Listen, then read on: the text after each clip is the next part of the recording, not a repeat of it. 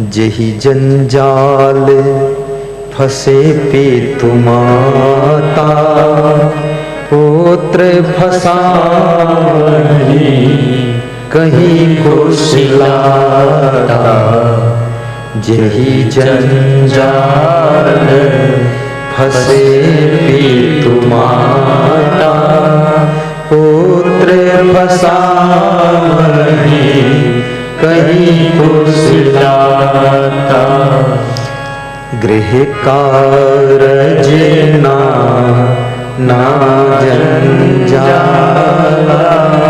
ते अति दुर्गम शैल विशाला।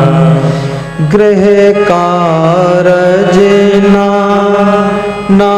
जंजाला, ते अति दुर्गम शैल विशाला।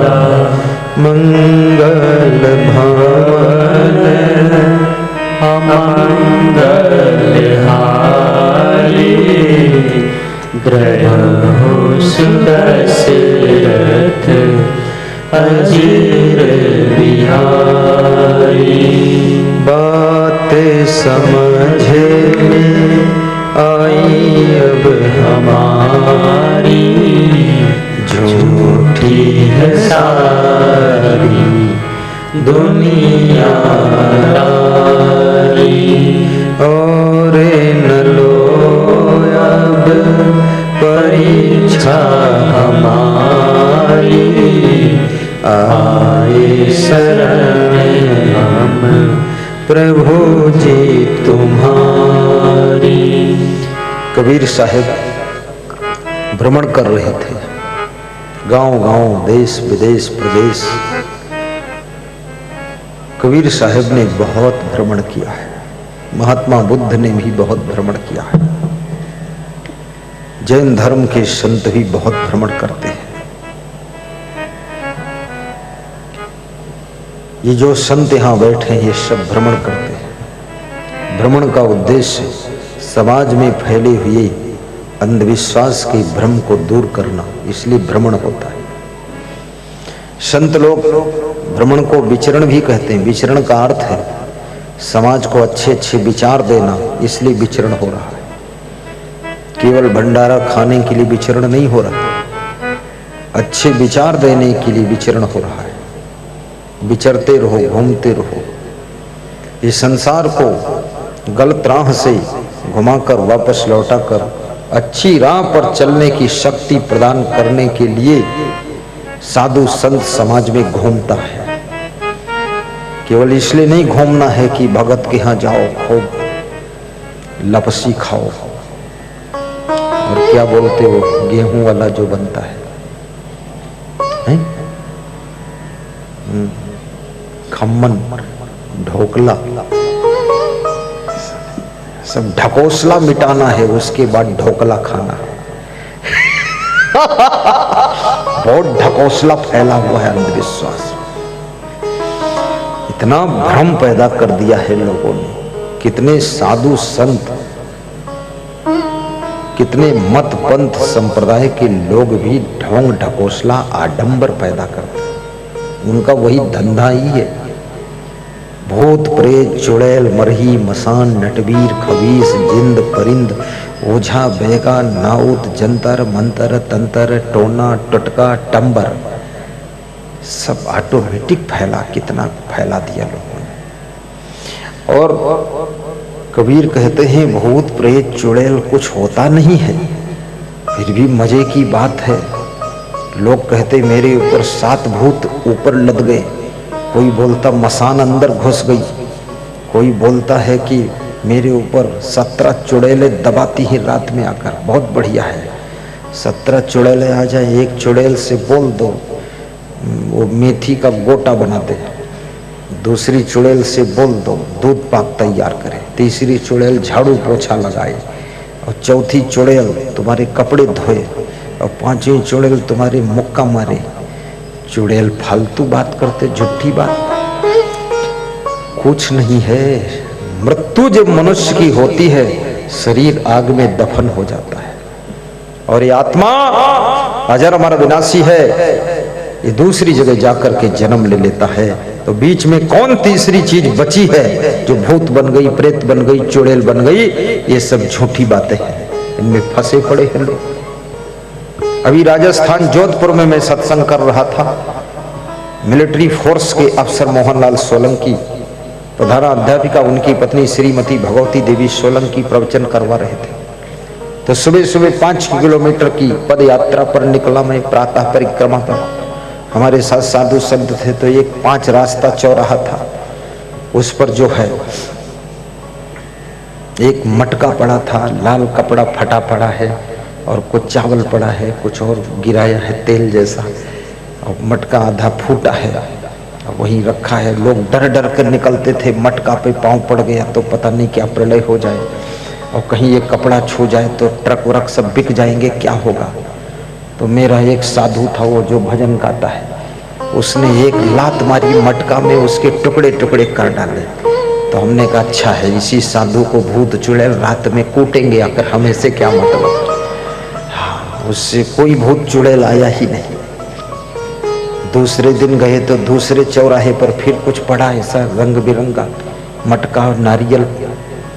तो एक हमारा दूसरा साधु, वो उस पे जुटाइए जो कैमरा चलाता है, ये उसके लाल पीले कपड़े फुचड़ी उचड़ी पकड़ के उधर फेंका और नारियल को उठाया। फिर देखा कि कोई मुर्दा खोपड़ी है। हमने कहा तू रख ले, जिंदा खोपड़ी तू है, मुर्दा खोपड़ी क्या करे। कुछ नहीं, सब झूठा आडंबर है, भूत प्रेत का ये भ्रमजाल, यही अंधविश्वास है, यही आडंबर है, और इससे आपको ऊपर उठना है। यहाँ पर एक आसपास में गांव है जिसका नाम ही चुड़ैल है। तो उस गांव का नाम जब हम लेते हैं तो लोग हंसने लग जाते हैं, उनको उसी चुड़ैल की याद आ जाती है।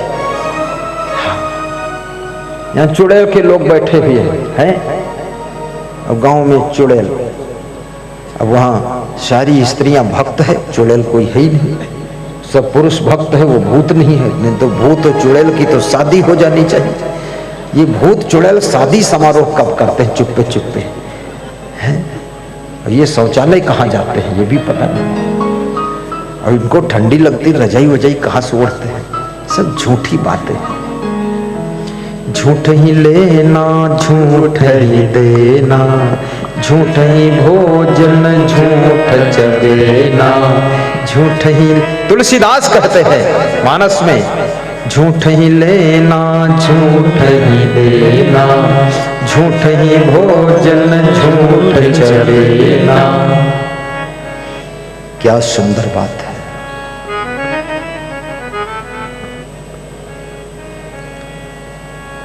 कबीर साहब ने एक बहुत बड़ी बात कही है कि इस भ्रम जाल को तोड़ना बहुत बड़े विवेक का काम है।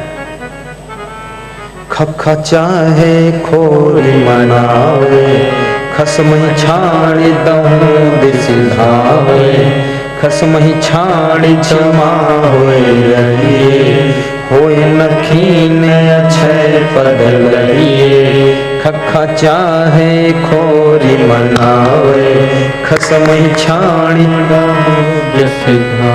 खाक्षर के माध्यम से ज्ञान 34 प्रकरण में सदगुरु कबीर साहब समझाते हैं, खखा चाहे खोरी मनावे। खोर कहते हैं गली को, चाहे दुनिया की सभी गलियों में घूम के देख लो, 10 दिशाओं में अपनी खोपड़ी को घुमा लो, कभी शांति नहीं मिलेगी। विवेकानंद ने भी इस बात को कहा है, 10 दिशाओं में ये खोपड़ी लेकर घूमो जाकर, कुछ भी मिलने वाला नहीं। चाहे मनाली कुल्लू जाओ, लेकिन रहोगे तुम वही उल्लू के उल्लू, और चाहे मनाली कुल्लू, मनाली कुल्लू में तुम कुछ और थोड़े हो जाओगे। जरदार मर्द नाहर, घर रहे चाहे बाहर, बेजर का मर्द बिल्ली, और घर रहे चाहे दिल्ली। जिसके बुद्धि विवेक नहीं है वो अमेरिका भी जाएगा, वहां से भी फेल होकर आएगा। जिसके बुद्धि विवेक है वो तो गुजरात में भी सफल है, यूपी में भी सफल है, नेपाल में भी सफल है, वो मूलधर में भी सफल है, वो सब जगह सफल है।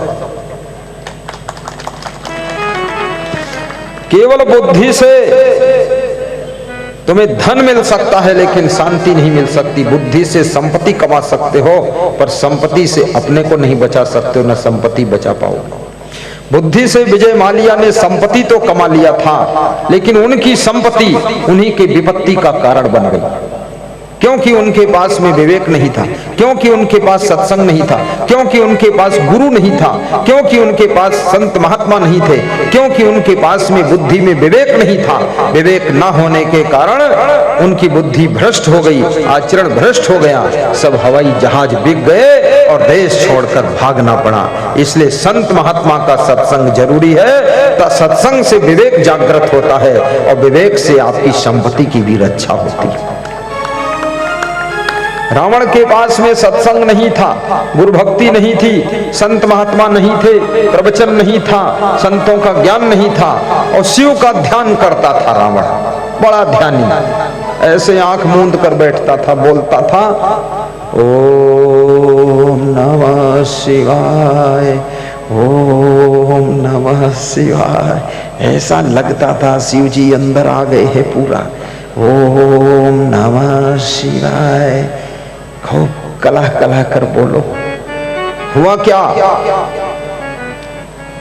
रामेश्वरम नाथ में शिवलिंग की स्थापना राम ने भी किया, राम भी ध्यान लगाते थे।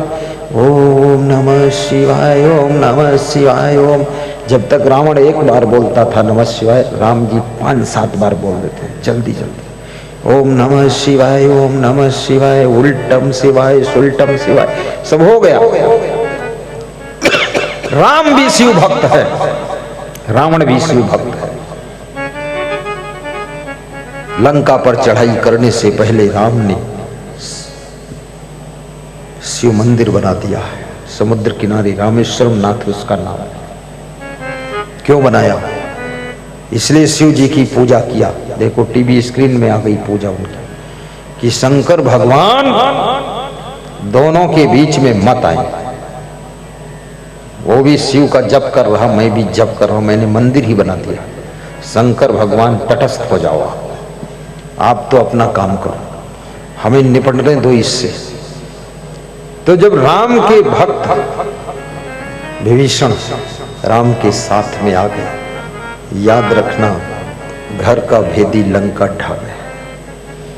आपकी परिवार का कोई व्यक्ति अगर ठीक ठाक नहीं है तो मीठे मीठे उससे अलग हो लेना, बहुत लात घोसा मार के अलग मत होना। बस जय राम जी की। अलग क्या, मन को खींच लो बाहर, बात खत्म, झंझट ही खत्म। लेकिन ज्यादा उपद्रव मत मचाना। साहिब बंदगी साहिब। राम भगवान के पास में संतों की कृपा है, गुरु वशिष्ठ के संस्कार है, गुरु विश्वामित्र का आशीर्वाद है, और ऋषि मुनि अगस्त मुनि, सुतीक्षण मुनि, वाल्मीकि ऋषि, इनका सबका आशीर्वाद है। जिनके पास में गुरु का ज्ञान है उनका नाम राम है। जिनके पास में संतों की कृपा है, ऋषि मुनियों का आशीर्वाद है, उनका नाम राम है।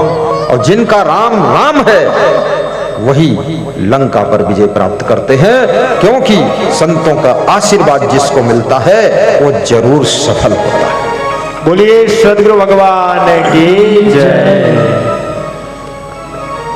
राजनीतिक पार्टियां अगर संत से, किसी संत से भिड़ गईं, उनका भी बहुत नुकसान हो जाता है। एक पार्टी का नेता कह रहा था, एक संत से हम लोग भिड़ गए, तब से हम जीत ही नहीं पाए, पूरा नुकसान हो गया, क्या करें। तो हमने का गम खा लेते। अरे बोले संत भी जिद्दी था, उपद्रव बंद ही नहीं किया, तो फिर डंडा चलाना पड़ गया। तो हमने कहा तुमने डंडा चलाया, फिर उसने अपना डंडा चला दिया।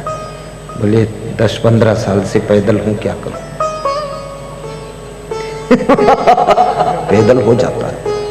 इसलिए नेता होशियार होता, संत की गम भी खा लेता है, बहुत गम खा लेता है, हाथ जोड़ लेता, मान जाओ महाराज, क्योंकि जानता है संत जिधर आशीर्वाद देगा उधर सफलता है।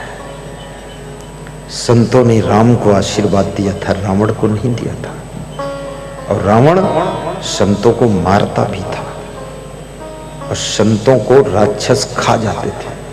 और संत का मांस क्या टेस्ट आता होगा। शुद्ध शाकाहारी संत, कंदमूल फल खाने वाला संत, तो उसका जब मांस राक्षस खाते थे इतना स्वादिष्ट।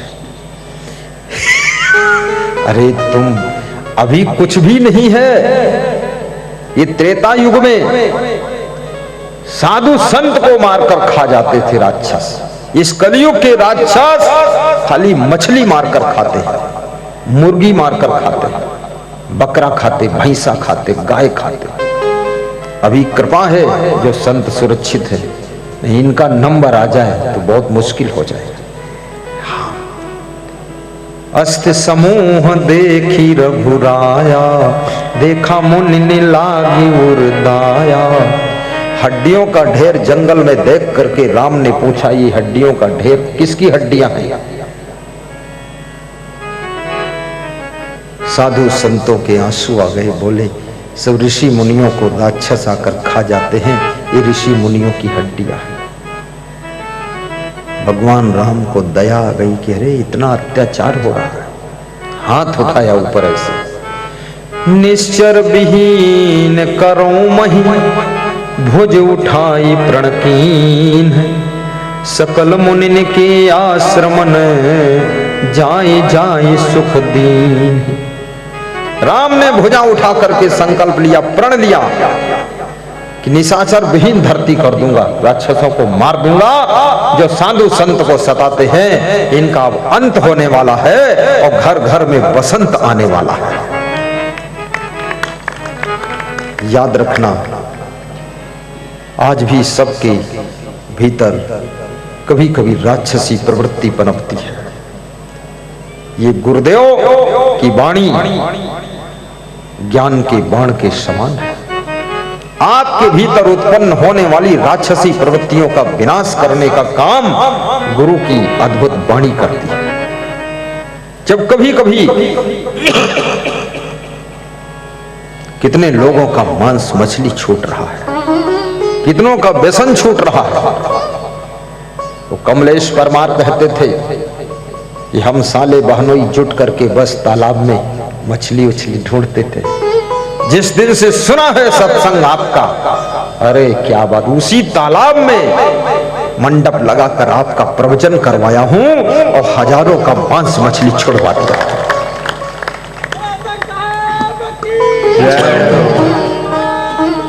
जय जय। जो मांस मछली छुड़ाने का काम करे वो समझ लो राम का काम कर रहा है, वही भगवंत है।